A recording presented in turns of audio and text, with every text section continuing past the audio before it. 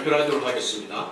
저는 이제 의사로서 여러분들이 또 궁금하시겠지만 의사협회의 공식적인 입장은 어떤 것인가 궁금하실 겁니다. 그래서 간단히 말씀드리도록 하겠습니다. 네, 인간은 누구도 타인을 죽일 수가 없습니다. 또한 자기의 생명을 끊을 권리도 없습니다. 이것은 모든 영역에 다 적용되는 일반적인 원칙입니다. 의사 역시도 의료 영역에서 의사들은 주장합니다. 의사들은 힐러이지 킬러가 아닙니다. 의사들은 생명을 살리고 지키는 수호자이지 사람을 죽이는 우리 살인자나 의사 조력 자살을 돕는 조력자가 될 수가 없습니다. 의술의 참된 목적은 환자의 건강과 생명을 지키는 일입니다. 생명을 절대적인 가치로 보호하고 있습니다. 하지만 의학이 유물론과 공리주의에 잠식될 때 의사는 치료자가 아닌 기술자로 변절되어 버립니다. 의술이 비인류적인 이용들이 대표적인 것이 낙태와 의사 조력 자살 이런 것들입니다. 생명을 목적이 아닌 수단과 도구로 전락시키는 행위가 되기 때문입니다. 낙태나 의료 조속 자살 또 우생학이나 인체 실험들을 하는 사람들의 생각은 저희 생각과 많이 다릅니다.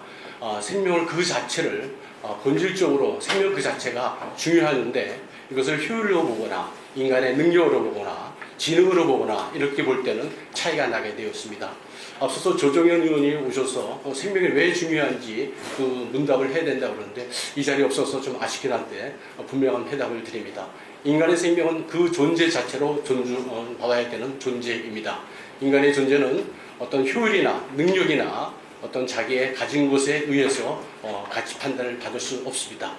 그런데 이 낙태라는 것을 우리는 그 사람을 죽이는 생명을 죽이는 것이라고 생각하고 있는데 반대편에 있는 사람들은 태아를 세포 덩어리로 취급하기 때문에 낙태를 함부로 허용하자고 주장을 합니다.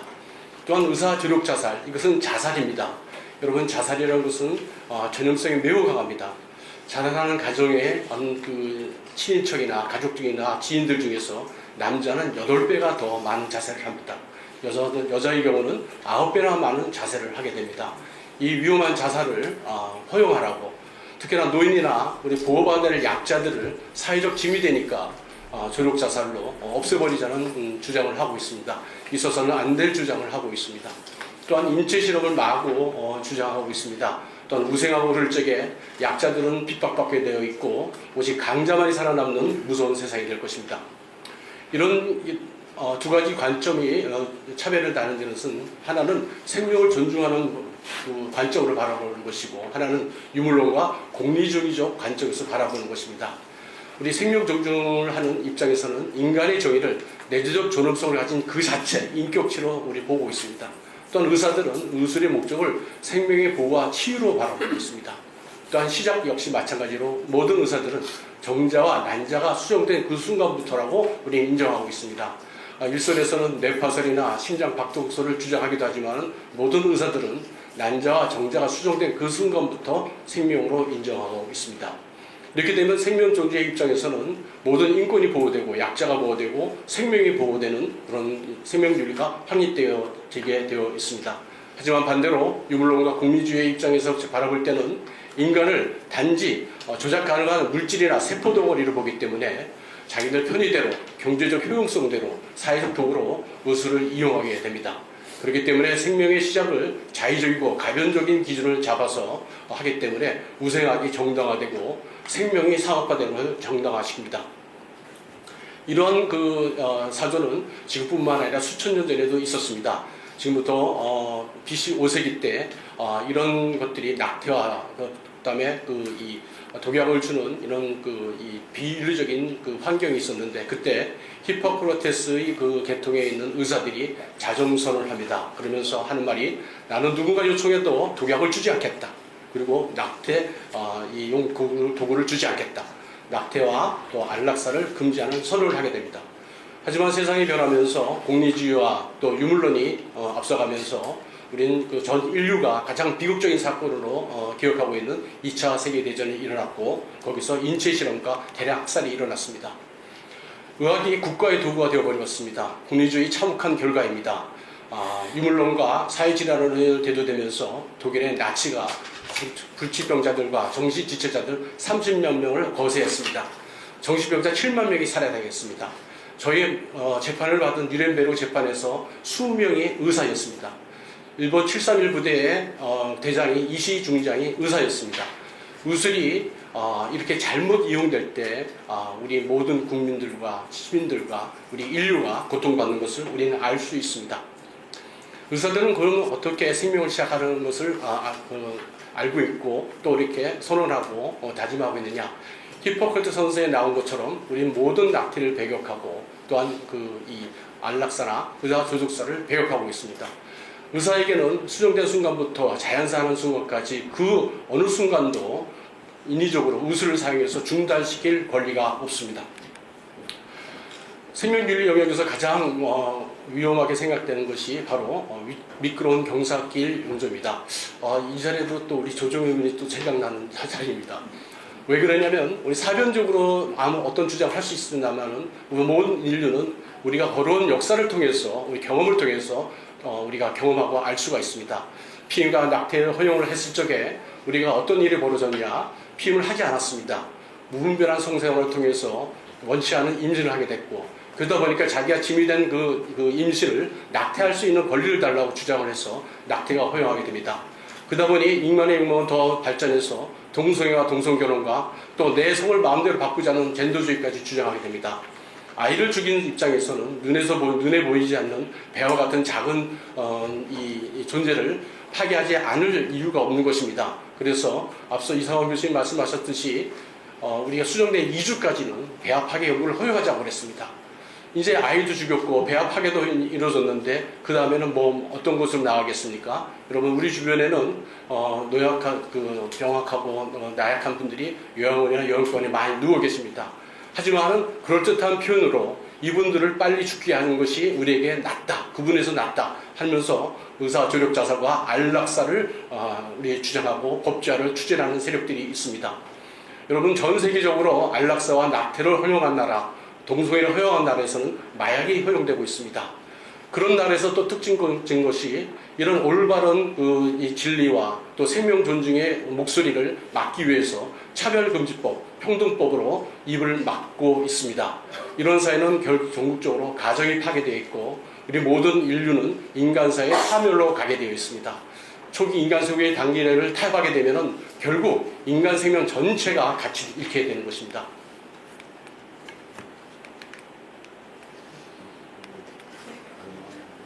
한번 눌러주십시오. 우리나라에는 이런 일이 벌어졌습니다. 우리 집단세례 당했습니다. 수십 년 동안 우리가 산하제한이라는 집단세례를 당한 그런 경험을 갖고 있습니다. 출산 억제라는 공리적 국가 목표를 위해서 우리가 낙태를 앞서서 조장하고 그것이 애국인 줄 알고 착각하며 큰 죄를 저질렀습니다. 1970년에 출생률이 4.53명이었는데 2023년 0.75명으로 떨어졌습니다. 전 세계에서 가장 낮은 출산율을 보이고 있습니다. 또한 그뿐만 아니라 자살률 역시 우리나라가 전 세계에서 가장 많은 자살률을 보이고 있습니다.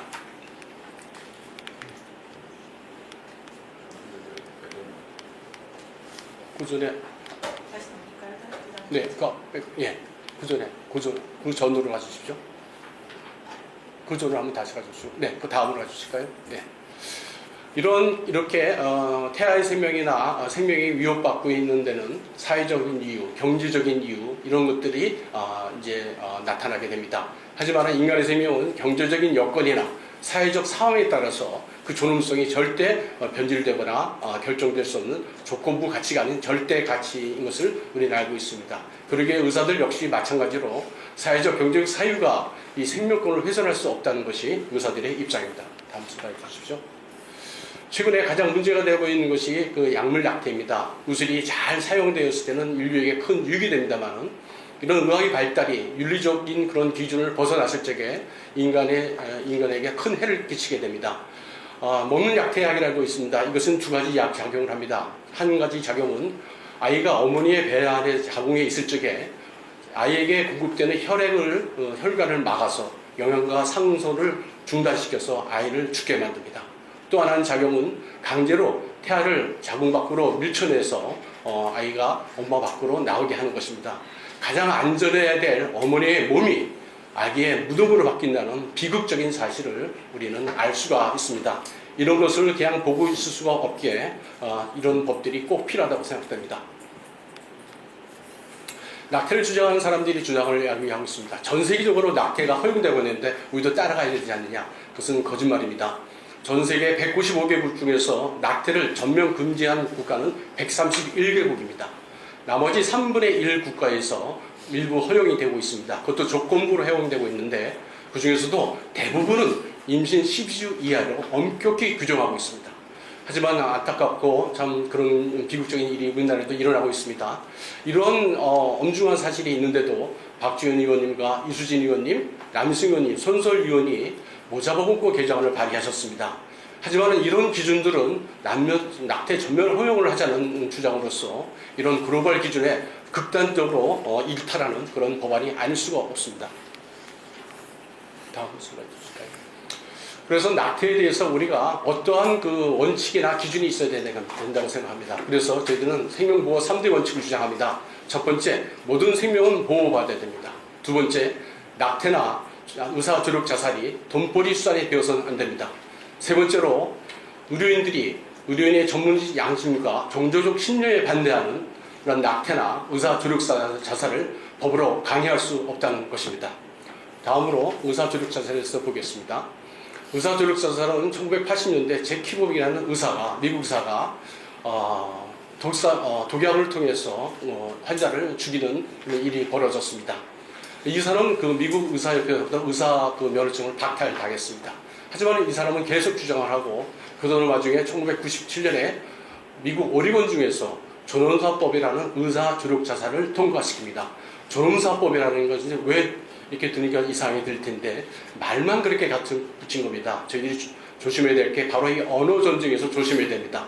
당시 존엄사법, 의사 조력 자살이 통과될 때 이렇게 아무나 죽이는 것이 아니다. 절대 이 범위를 넘어갈 것이 아니다고 얘기했지만 지금은 그것이 개정돼서 만 18세 이상이면 아무나 다 의사 조력 자살을 택할 수가 있습니다. 그 여파로 오리건주의 자살률은 32%나 증가했습니다. 의사가毒약을 처방하거나 식음료를 중단시키는 것은 환자의 고통을 끝내는 것이 아니라 환자 자체를 끝내는 살인 행위입니다. 다음 슬라이드. 여기서 저희들이 연명의료 중단과 의학 조적 자살의 그 두 개념을 분명히 짚고 넘어가야 됩니다. 이 두 개는 넘을 수 없는 윤리적 경계가 있습니다. 연명의료 중단이라는 것은 말기 환자 더 이상 어떤 치료를 받아도 어떤 그 여름이 기대되지 않는 분들이 그 질병의 자연적 경과를 그냥 순응하고 죽음을 받아들이는 자연적인 치료 거부권을 말합니다. 하지만 의사 조력 자살이라는 것은 회생 가능성과 관계없이 내가 죽고 싶으니까 죽을 권리를 달라는 그런 것입니다. 인간에게는 자살할 권리가 없습니다. 다음 슬라이드. 그렇다면 의사협회는 어떻게 생각하고 있습니까? 대한의사협회는 의사윤리 강령과 윤리 기준, 그 다음에 KMA 폴리시라는 공식 입장을 갖고 있습니다. 33조의 태아에 관해서 의사는 태아의 생명 보존에 최선을 다한다고 태아 보존에 명시하고 있습니다. 또한 안락사와 연명의료에서도 의사 조력사를 수단을 제공하는 걸 금지하고 있습니다. 의사 조력 자살은 치료자의 직업적 역할에 위배되는 범법행위라고 주장하고 있습니다. 또한 자연스러운 죽음, 연명의료에 대해서도 죽을 권리가 아니라 회생 불가능한 환자에게 존엄하게 자연적으로 죽음을 맞이할 수 있도록 도와주는 것이 저희 의사의 일이라고 분명히 명시하고 있습니다. KMA 폴리시에도 의사 조력사를 적극적으로 반대하고 있습니다. 의사는 생명주의 수호자지 죽음의 조력자가 될 수 없습니다. 자살을 돕는 것은 명백한 병법 행위이고 생명을 중단시키는 행위는 이런 윤리적 권리의 경계를 이탈하는 것입니다. 그래서 의사 조력 자살을 갖다가 강력하게 반대하고 있습니다. 그 다음 의사들의 어떤 역할이 있습니다. 그러면은 환자들이 정말 극한 상황에서 고통을 해서 통증으로 인해서 정신적으로 약해서 죽고 싶다는 마음이 들 때가 있습니다. 그런 마음이 들 때는 의사들은 어떤 것을 발견해야 되면 뭔가 이분에게 해줄 것을 다 못해준 부분이 있다는 것을 빨리 발견해야 됩니다. 그래서 이분이 정말 육체적 고통 때문인 것인지 우울증 때문에 그런 것인지 정신적으로 약해져서 그런 것이 진단하고 그분을 옆에서 도와주는 것이 의사가 할 일입니다. 이런 것들을 하는 것이 바로 완화 의료입니다. 그래서 의사들이 할 일은 환자들이 자기 생명을 죽이는데 도와주는 것이 아니라 자연스러운 죽음, 품위 있는 자연스러운 인종을 맞을 수 있도록 도와주는 게 의사가 할 일입니다. 다음 슬라이드. 여기서 저희들이 제일 중요한 것은 우리 한 사람 한 사람이 다 죽음을 맞이하게 되어 있습니다. 임종일 때 내가 누구든지 나는 다른 사람을 죽일 권리도 없고 내가 스스로 자살할 권리도 없다는 것을 알아야 되는 것이 우리 모두의 마음 자세일 것입니다. 또한 이런 마음 자세를 가질 수 있도록 가정과 의사들의 돌봄이 절대적으로 필요합니다. 하지만 가정과 의사들의 돌봄뿐만 아니라 국가의 정책적인 또 제도적인 지원이 꼭 필요합니다. 우리나라에서 출산율이 우리 출산 절벽을 맞이하면서 많은 출산 장려 대책들이 또 국가적으로 지원되고 있습니다. 평소에 또한 국가를 위해서 세금을 내고 국가에 대한 의무를 다한 사람이 자연스럽고 평안한 죽음을 맞을 수 있도록 국가에서 도와주는 것이 당연한 것이라고 생각됩니다. 그래서 죽음을 개인의 신체적 자살로 몰아갈 것이 아니라 국가는 제도적으로, 법률적으로, 정책적으로 이분들을 도와야 된다고 생각합니다. 이상 간단하게 알아봤습니다. 우리가 생명을 살리는 입장에 설 것인지 세계를 죽이는 입장에 설 것인지 그것을 우리가 결정해야 됩니다. 의사들은 이런 입장에서 다음과 같은 말씀을 드리고 결론을 하겠습니다. 의사들은 생명을 존중해 서는 것이 의사의 본분이고 낙태나 의사 조작 자살을 주장하는 것을 부끄럽게 생각합니다. 의사는 힐러이지 킬러가 아닙니다. 생명의 시작, 수정된 순간부터 자연사하는 마지막 순간까지 의사에게는 그 선을 끊을 권리가 없습니다. 의사의 직업적 명예와 윤리를 지키고 생명을 온전히 수호하기 위해서 대한민국 국회에서는 속히 인간생명보호법을 제정해 주실 것을 강력히 촉구드립니다. 경청해 주셔서 감사합니다.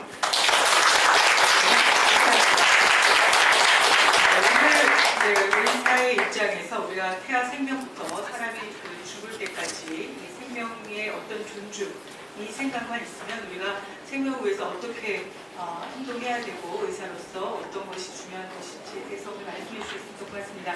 다음 발제해 주실 부분은 생명권과 국가, 인간 생명보호법 제정이 필요하다는 내용으로 홍익대 법대 음선필 교수님께서 발제해 주시겠습니다. 네, 방금 소개받은 음선필입니다. 앞에서 훌륭한 발표 잘 들었습니다. 우리가 신학적으로 또 신앙적으로 볼 때, 의학적으로 볼 때, 의사의 양심으로 볼 때 인간 생명이 당연히 중요하고 또 존중돼야 하고 보호되는 너무 당연한 명제에 대해서 어느 누구도 이의를 제기하지 않을 겁니다. 그럼에도 불구하고 우리가 인간 생명을 보호하기 위한 법을 만들어야 되겠다라고 하는 것은 이름 자체에서 보여주듯이 역설적으로 이게 제대로 생명의 보호가 되고 있지 않다는 문제고 더군다나 이게 개인이나 어떤 사회에 맡은 문제가 아니라 국가의 어떤 개입을 통해서 이걸 좀 안정판이 필요하다는 것을 우리가 이제 알기 때문입니다. 사실 근대 헌법에 있어서는 생명에 관해서 보호하자는 말을 할 필요도 없었습니다. 너무 당연한 얘기였기 때문에. 그렇지만 이제 세계대전을 경험하고 난 다음에 국가에 의해서 개인이 어떤 의미든 간에 언제든지 죽임당할 수 있다는 걸 지켜보게 되니까 이건 이제 국가적인 관심사가 되었고요. 더군다나 오늘날에는 국가가 직접 사람의 개인의 생명을 끊는 일은 없더라도 이 개인의 생명이 죽음에 내몰아가지 않도록 또 방치되지 않도록 지켜야 할 일이 이제 국가의 책임이고 과제라는 인식을 하게 되었습니다. 그래서 이제 오늘날에 이 생명권에 관한 심각한 도전들 앞에서 말씀하신 것처럼 이제 여러 그 안락사 문제라든지 또 자살의 문제, 그 다음에 낙태의 문제 이런 것들이 현실적으로 이 생명과 시작과 끝에 있어서 국가가 어떻게 좀 관여해줘야 되겠는가라는 중요한 문제에 있다는 걸 보게 됐습니다. 자, 이제 보시게 되면 66페이지부터 말씀드리겠는데요. 아까 말씀드린 것처럼 우리가 이런 신학적인, 의학적인 또는 도덕적인 요구로 너무 당연함에도 불구하고 이러한 실제 생명이 보호되는 것은 너무 다양하게 이루어지고 있다는 걸 봅니다. 최근에 우리가 이제 결국 국가가 작용해서 생명이 보호되는 건 사법 절차나 입법 절차로 이루어질 겁니다. 이 사법 절차에 의해서도 우리가 위험함을 느꼈던 건 바로 잘 아시다시피 헌법재판소가 낙태죄를 위헌으로 이제 판단해 버린 걸 볼 때 이걸 우리가 어떻게 이해할 것인가? 사실 우리 낙태죄 합헌 여부에 대해서 2012년에는 이건 합헌이라고 봤고요. 약 7년이 지난 2019년 이걸 또 위헌, 헌법 불합치 결정을 내렸습니다. 7년이 지난 동안에 뭐가 달라졌을까? 생명이 달라졌을까? 가치가 달라졌을까? 아니면 국민적 합의가 달라졌을까? 냉철하게 보면 그동안에 헌법재판소의 인적 구성이 달라지니까 그들의 판단에 따라서 해석에 의해서 이런 낙태를 오히려 허용해버리는 결과를 가져오지 않는가. 그러다 보니 우리가 이건 입법적으로 뭔가 분명한 방파제를 만들어야 되겠다라는 고민하게 됐습니다. 그러니까 생명보호를 제도하는 게 정치적인 문제가 되어버렸는데요. 아시다시피 정치적인 문제라는 것은 생명보호를 입법하는 과정은 결국 다수의 의사에 따라 입법을 하는 이유 때문에 그러합니다. 그러다 보니까 생명보호에 관해서는 단순한 법규범에 맡길 수는 없고 이걸 지도해 나가는 윤리규범, 즉 다시 말해서 사회윤리, 종교윤리가 가동된 가운데 이루어져야 되겠다라는 걸 보게 됩니다. 다시 말하면 우리 생명 존중을 위한 사회규범을 위해서는 이 통일성과 안정성을 위해서는 법규범, 즉 법률이죠. 또는 판사의 판결이죠. 이걸 향도하는 윤리규범이 견고해져야 되겠다.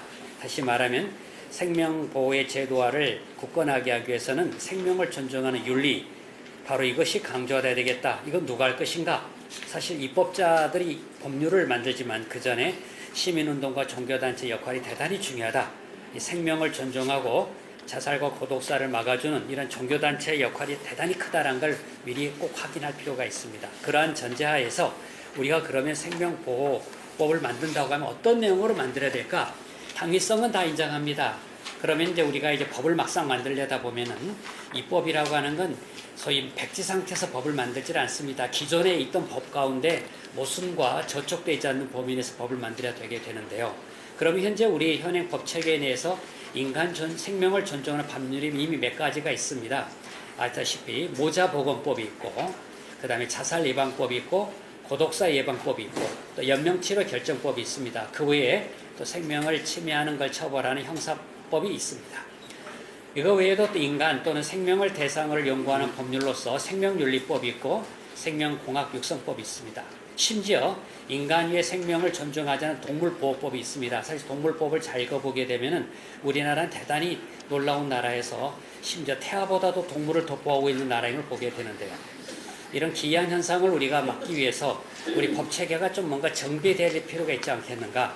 그래서 인간생명보호법이 왜 중요한가를 다시 확인해 보겠습니다. 즉 인간 생명에 보호하는 기본법으로서 이 하나에 필요하다. 아까도 말씀드린 것처럼 우리 현행법에는 인간 생명의 각 단계에 따라 필요한 개별적인 보호 방안과 또 여러 침해 행위에 대해서 규제 또 제재 방안을 통한 개별법이 존재합니다. 그렇지만 그 전제가 필요하겠다. 즉 인간 생명이 중요하고 보호할 필요성이 있다는 걸 선언하고 그 다음에 국가와 지자체 등의 이런 임무를 명확하게 할 필요 있겠다. 또 이러한 생명정책을 추진해 나갈 체계를 좀 총괄적으로 규정해 나갈 이러한 것을 기본법에서 만들게 되는데 법이 필요하겠다. 사실 논리적으로 따지면 기본법이 먼저 만들어지고 거기에 따라 개별법이 만들어져야 되겠지만 시간적으로 우리가 반대가 됐습니다. 이미 만들어진 개별법을 논리적으로 지도할 수 있는 그런 법, 그 기본법이 필요하겠다. 그리고 앞으로 생명 관련 법을 만들게 될 때 향후에 어떤 식으로 법을 만들 건가를 지도하고 할 수 있는 지침으로서의 기본법이 필요하겠다. 그런 점에서 이러한 생명보호기본법을 제정에 앞선 우리 조배숙 의원을 비롯한 많은 의원들이 또 동참하게 되고 또 주도하게 되는 감사하게 생각하는데요. 그럼 도대체 뭐가 포함되어야 할까? 기존에 있던 개별법과 충돌되거나 중복될 필요 없으면서 그런 기본법으로서 성격을 유지해 나가는 몇 가지 입법적인 범위와 수준을 정하는 게 중요합니다. 이게 어떤 입법자의 지혜이기도 한데요. 제일 강조될 건 하나가 태아가 생명권 주체성이라는 갖는 걸 명확할 필요 있겠다. 즉 낙태의 반대 근거로서 태아가 생명권의 주체라는 걸 명확하게 강조하자라는 거죠. 또 하나는 생명 존중의 문화를 조성할 필요가 있습니다. 특히 자살률을 막기 위한 여러 사업들을 추진하기 위해서 이와 관련해서 이제 국가나 공공기관이 할 수 있는 제한적입니다. 특히 지역 차원에서 종교단체를 포함한 민간 부문의 참여를 제도적으로 뒷받침할 필요가 있겠다. 그리고 또 자극적인 자살 보도를 실효적으로 규제할 수 있는 이런 방안들이 필요하겠다. 이런 식으로 해서 생명을 존중해 나가는 문화를 어떻게 조성할 것인가 이걸 또시 마련할 필요 있겠다. 또 하나는 생명 존중의 신념을 따른 행위를 보호하자라는 거죠. 계속 낙태에 대해서 논란이 되다 보니까 이 의사의 수술 거부권을 인정해 주는 게 굉장히 중요합니다. 또 현재 의료법으로는 정당한 사유 없이 의사가 이거 치료를 거부하면 안 됩니다만 그러나 낙태에 관해서 수술 거부권 인정하는 것. 또 하나는 소위 저력 존엄사 달리 말하면 정확하게 표현하면 의사가 조력해주는 자살을 의사 거부할 수 있는 이런 것을 또 법적으로 정당하게 뒷받침해 주는 것이 필요하다라는 것. 그리고 또 우리가 태아 또 나중에 고독사나 특히 마지막에 또 그런 임종 환자 염두를 둘 때 그런 생명의 존중을 뒷받침하기 위해서는 실제적인 여건이 마련이 되어야 되겠다. 즉 사회경제적 여건이 필요하다는 건데요. 이걸 위해서 말기 환자에게는 소위 자기결정권을 보장한다는 취지로 의료 연명의료 중단하게 하기도 합니다. 또 이런 거 자기결정권을 강조합니다만 때론 그러다 보면 자기결정이 강제가 되는 경우가 있습니다. 이런 건 막아야 되겠다. 오히려 이런 말기 환자를 위해서는 완화치료나 호스피러스가 더 강화되는 근거를 만들어줄 필요가 있다. 또 낙태의 경우 그걸 방지하고 출산 장려하기 위한 사회 경제적 방안을 제시한다. 아까도 우리 처음 말씀하셨던 것처럼 베이비박스와 같은 여러 가지 장치를 마련합니다만 그 이상의 또 포괄적인 국가와 지자체가 나서서 이런 사회 경제적 방안을 마련해서 아이를 낳는 것이 사회적 경제적 어떤 장애나 어려움이 아니라 하나의 그게 축복이 되도록 해줄 필요 있겠다 등등. 또 사형제도라고 하는 것에 대해서는 이건 생명의 존중의 차원에서 하나의 이것도 허용할 필요가 있겠다면 그 근거가 필요하겠다 등이 요청이 됩니다. 그렇다면 이런 법 체계를 만든 건 아직 입법 기술적으로 입법자들 디테일하게 다룰 문제입니다만은 대략적인 것 좀 하나 예를 들어보았습니다. 이 시간에 한번 잠깐 예시된 하나의 법안 내용 몇 가지만 간단하게 스케치하고 넘어가겠습니다. 총칙에는 당연히 왜 이 법을 만드는가 하는 목적이 들어가게 됩니다. 인간 생명의 절대적 존엄성을 확인할 필요가 있고 인간 생명을 최우선적으로 보호하기 위한 국가적 차원의 책무 또 정책 추진을 위한 사항을 규정해 주자라는 게 목적이고요. 또 정의 규정 이게 대단히 어렵습니다만 적어도 이게 입법의 어떤 방향과 규율 내용을 담고자 한다면 생명이 무엇인가 앞에서 계속 강조하셨습니다. 수정 이후 사망 시까지 인간의 존재 상태를 생명이라고 보자. 바로 이 모든 단계에서 생명을 침해하는 것은 이건 하나의 범죄행위로 우리가 볼 필요 있겠다. 태안을 또 수정 이후 출생 시까지의 아이, 사람으로서 태아를 정확하게 정의하자. 이러한 것 같은 정의들은 아까 말씀드린 것처럼 생명의 일종의 시간적 이 범위를 정하고 그다음 우리가 보호해야 할 대상인 뭔가를 명확히 할 필요 있겠습니다. 그 외에 이제 국가나 지자체나 교육기관 등의 이런 인간 생명을 보호해줄 책무가 있는 자들이 누군가를 명확히 할 필요가 있겠고요. 3조에는 인간 생명 보호의 기본 원칙을 생각해 보았습니다. 누구든지 국가든 지자체든 그 누구든지 인간 생명의 그 자체로 존엄하다라는 것. 그래서 이게 아까도 말씀하셨던 것처럼 생명에 대한 공리적으로 어떤 효율적으로 접근할 게 아니라 그 자체로 존엄하다는 선언이 강조될 필요 있고 또 동등하게 보호돼야 된다라는 다시 말해서 생명에 대한 사회적 평가를 넣지 않고 동등하게 보호해야 된다는 것. 또 하나는 생명 관련 입법과 정책을 수립하기에 있어서는 어떤 정치적 판단을 고려할 게 아니라 과학적 근거 그리고 윤리적 양심에 따라야 한다. 많은 경우에 있어서 생명 관련 입법과 정책을 할 때는 과학보다는 신념을 앞세울 때가 있습니다만 그렇지 않다. 과학적인 팩트에 근거하고 또 도덕적 윤리적 양심에 따라야 한다. 이에 근거해서 국민이 가진 권리와義務을 명확하게 할 필요가 있는데요. 첫째는 국민은 자신의 생명을 보호하기 위해 도움을 요청할 권리가 있고 또 반면에 국민은 생명 존중의 양심에 따라 행할 자유와 권리가 있다. 아까 말씀드린 것처럼 낙태 시술을 거부하거나 또는 저력 자살을 거부할 수 있는 이런 명확한 하나의 근거를 마련할 필요 있겠다. 타인 생명을 존중하도록 하는 것. 그 다음에 또 국가와 지자체의 책무로서 보면은 적극적으로 모든 위험으로부터 국민의 생명을 보호할 필요가 있는 정책을 수립 시행하여야 하고 또 생명의 시작과 종료일까지 전 단계에 걸친 적절한 하나의 그 보호 정책을 단계별로 마련해야 된다는 것. 또 중요한 게 있는데요. 특히 생명보호 정책 수립한 통계자를 정확하게 작성 관리해라. 왜냐하면 미국이나 다른 예를 보듯이 많은 경우에 어떤 이 통계 자료를 왜곡하거나 은폐함으로 인하여서 때론 낙태라든지 그 외에 많은 소위 말해서 반생명적인 정책을 정당화하게 논거로 사용한다. 그래서 아까 말한 과학적 근거에 따라 이르도록 정확한 통계 작성을 하나의 책무로 넣어야 되겠다. 그 다음에 또 하나는 모든 법 집행, 정책 집행에 있어서 생명보호로 최상의 가치를 할 것이고 공적 자원이 생명 침해하는 데 사용되지 않도록 해야 된다. 다소 원칙적이지만 이런 걸 명확하게 함으로써 향후 법 해석의 근거로 삼겠다라는 겁니다. 그 다음에 2장에 보면은 이제 여러 가지 생명 보호를 하기 위한 여러 추진 체계, 기본 계획과 여러 그다음 정부나 중앙정부와 지자체 등의 여러 역할들을 좀 정리해 놨습니다. 중요한 건 제3장의 생명보호 조치라고 해서 여러 정책적 수단들이 있습니다. 여기는 너무 구체적이지 필요는 없고 또 너무 추상적이지 않은 적절한 방향 제시해줄 일종의 입법 방침을 제시할 수 있는데요. 첫 번째가 12조에 태아의 생명보호라 해서 태아 생명 존중하고 임산부가 안전하게 출산 양육할 수 있도록 사회 경제적, 사회적, 의료적 지원 체계를 구축해라. 또 생명 경시 풍조록 태아를 보호할 대책을 수립해야 된다. 또 관련 법률을 따로 만들어라라는 근거를 둠으로써 이것을 구체적인 입법하라고 지시하게 됩니다. 그다음 필수 의료 보장에 관한 규정을 넣음으로써 아까 위반한 태아 등에 필요한 생명 존중을 위한 인프라를 갖춰야 된다는 걸 강조할 필요가 있고요.